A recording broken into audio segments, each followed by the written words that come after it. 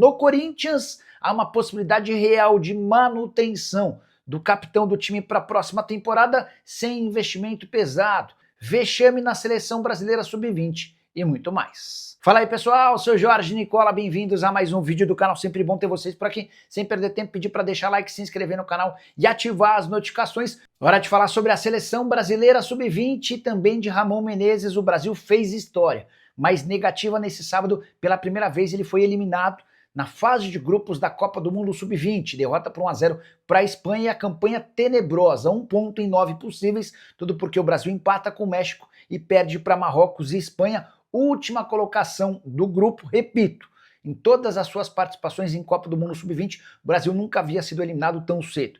E esse é só mais um dos vários vexames acumulados pelo técnico Ramon Menezes desde que passou a ocupar cargos importantes na CBF. Ele era, por exemplo, o técnico da derrota por 6-0 para a Argentina no Sul-Americano Sub-20 de janeiro desse ano.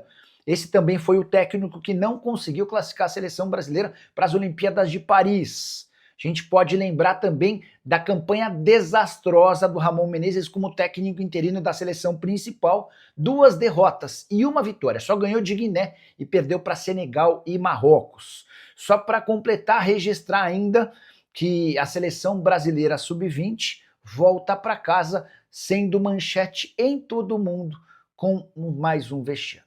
Para de falar sobre o Corinthians, que pode manter Maicon, capitão do time, de graça para o próximo ano. Importante registrar que o Corinthians tem contra si uma condenação da FIFA por causa do Maicon. Não por causa da dívida que tem com o Shakhtar, mas que tem o Maicon como pivô, para você entender todo esse cenário. O Maicon tem jogado no Corinthians por empréstimos. Esses empréstimos têm sido renovados por conta da guerra, o conflito que existe entre Ucrânia e Rússia.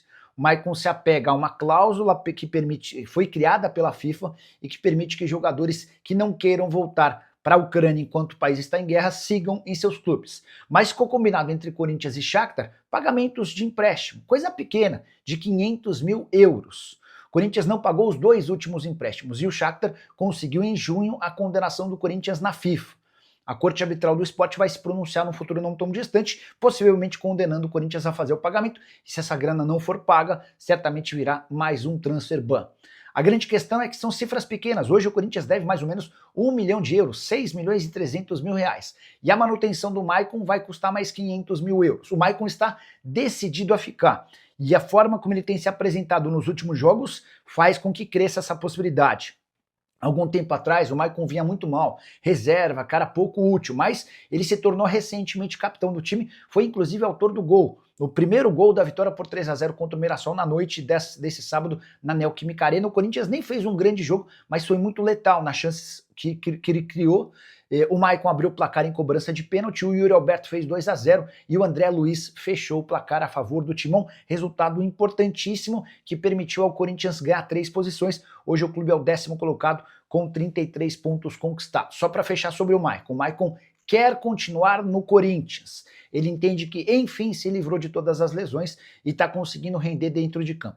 O Corinthians ainda não se posicionou, essa decisão vai ser tomada um pouquinho mais para frente, mas se mantiver o nível de atuação, a tendência é que o Maicon tenha seu contrato prorrogado por mais um ano, ao custo de 500 mil euros. Vale a lembrança de que qualquer outro atleta do nível do Maicon custaria bem mais grana, só para lembrar que Félix Torres custou ao Corinthians 51 milhões de reais e o Kaká custou ao Timão outros 24 milhões de reais.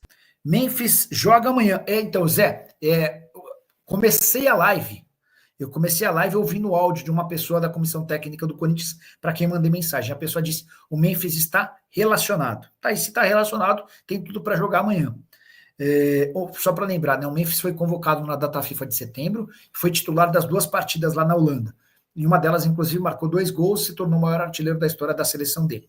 Veio para o Brasil e jogou meio que às pressas contra o Atlético Paranaense, partida de volta da Copa do Brasil, sentiu um desconforto, jogou 45 minutos. Inclusive há relatos que ele ficou bravo por ter jogado, ele entendia que não precisava, que forçar na barra e que ele acabou se contundindo. O edema muscular sinalizava uma recuperação curta, rápida, de 1 semana, 10 dias. O tempo foi passando e ele foi ficando de fora de todos os jogos. E aí, para surpresa de todo mundo, ele foi convocado para a seleção holandesa, que enfrenta Malta e Dinamarca. Só confirmação esses jogos mesmo, só para passar a informação. Malta e Finlândia, acho. Quer ver, ó? Pois Malta, apareceu Pedro Malta. Malta em Finlândia, jogos nos dias 9 e 12 de outubro. Então, assim, se ele foi convocado para jogar na Holanda, ele precisava jogar antes de ir embora. Então, é natural, é meio que obrigatório que o Memphis se coloque à disposição para o jogo contra o Mirassol amanhã, tá? E aí a grande dúvida é, se depois do dia 12 contra a Finlândia, se ele joga no dia 15 contra o Santos, Vila Belmiro, jogo do Campeonato Brasileiro. Beleza? E qual o que você sabe sobre a Safiel? O que você acha? Salve aqui de Aveiro, Portugal. Safiel é uma ideia de SAF de torcedores do Corinthians, que tem ganhado cada vez mais adeptos, até porque é uma SAF que seria criada com participação decisiva de torcedores que se juntariam, comprariam ações, permitindo que o clube tivesse dinheiro para saldar suas dívidas. Mas apesar de ser muito boa ideia, eu acho que ela é de difícil aplicação, porque a verdade é que quem decide se o Corinthians vai virar uma SAF ou não é o Conselho Deliberativo. E no Conselho Deliberativo, a transformação do Corinthians em SAF sepultaria as chances desses caras virarem diretor de futebol, presidente ou qualquer coisa que o valha, tá bom? O Mente de Rico, Nicola, o que vai acontecer com o Thales no Timão? Ele não vai ficar, ele está emprestado só até dezembro.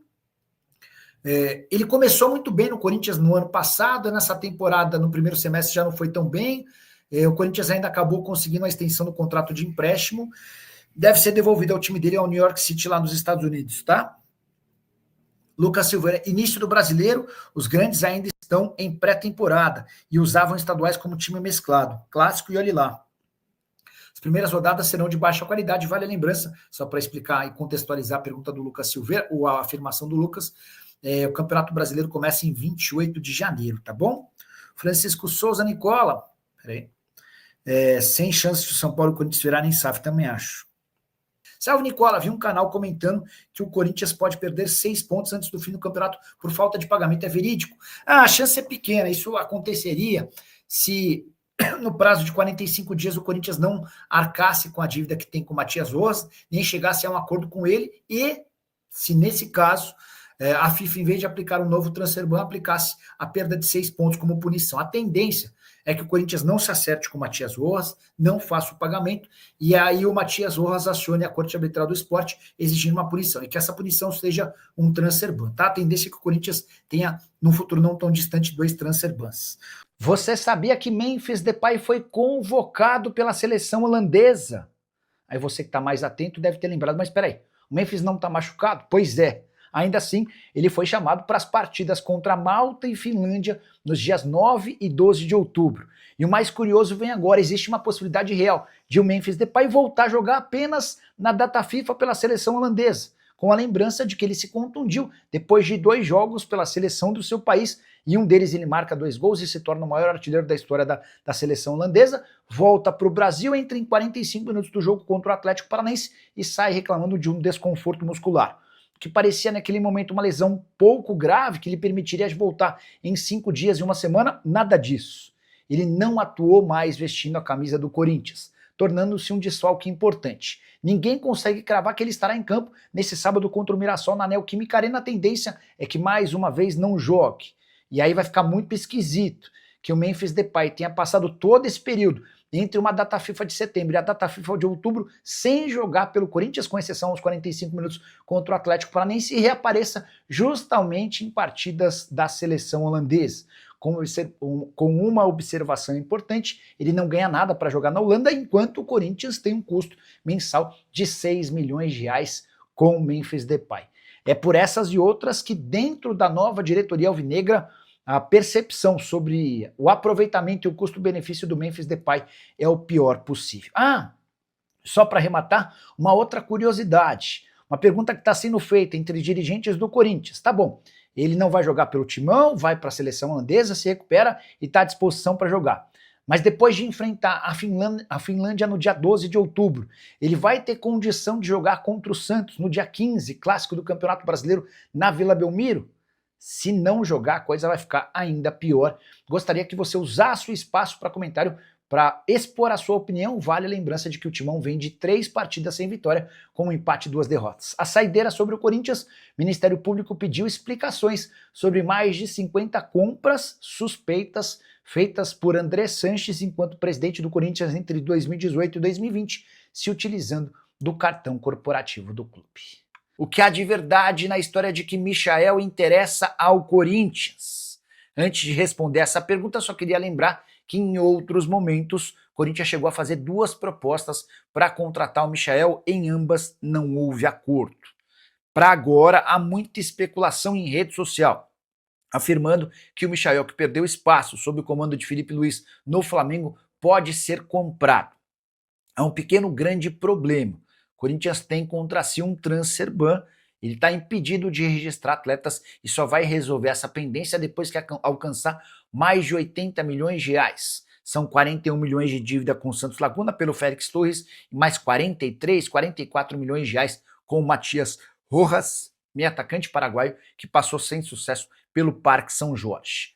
Se resolver essas 2 questões até dezembro, o Corinthians volta a poder contratar atletas em janeiro. E é nesse cenário que o Michael surgiria como uma possibilidade. O atacante não deve permanecer no Fla para 2026. Mas as questões financeiras também complicam a transferência para o Corinthians. Primeiro, o Michael ganha R$1,5 milhão por mês, valor considerado alto no timão. Segundo ponto, o Flamengo quer vendê-lo, pretende negociá-lo, mas sonha com cifras altas, de pelo menos 7, 8, 9 milhões de euros. E o Corinthians não vai pagar tudo isso para um atleta de 29 anos de idade. Hoje o Michael está avaliado em 4 milhões de euros, seu menor valor em bastante tempo. Até porque o Michael tem jogado muito pouco, só para lembrar, ele não atua desde a Copa do Mundo de Clubes em 24 de julho.